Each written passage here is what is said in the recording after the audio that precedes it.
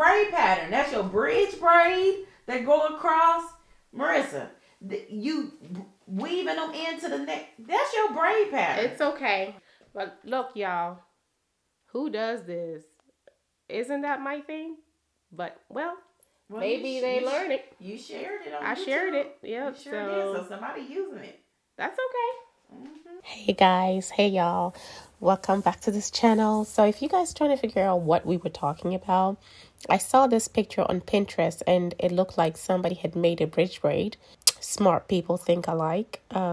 We are all on YouTube learning different things from different people, picking from one person, you know, changing it up, making it our own thing. So I was not surprised when I saw that bridge braid look, but I was sharing it with Corey and she was like, wait, girl, that's your thing.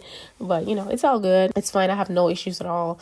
I call YouTube the University of YouTube because I have learned so much there.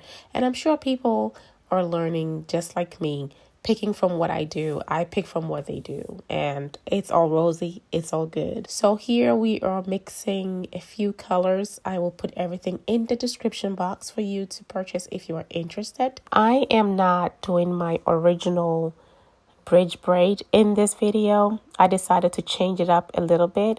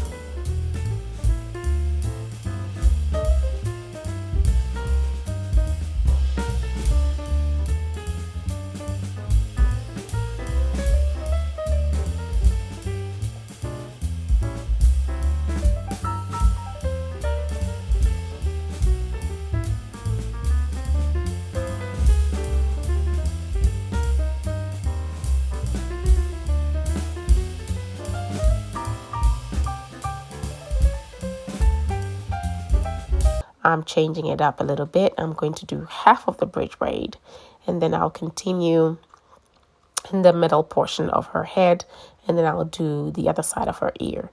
So I will have 3 parts to the bridge braid this time.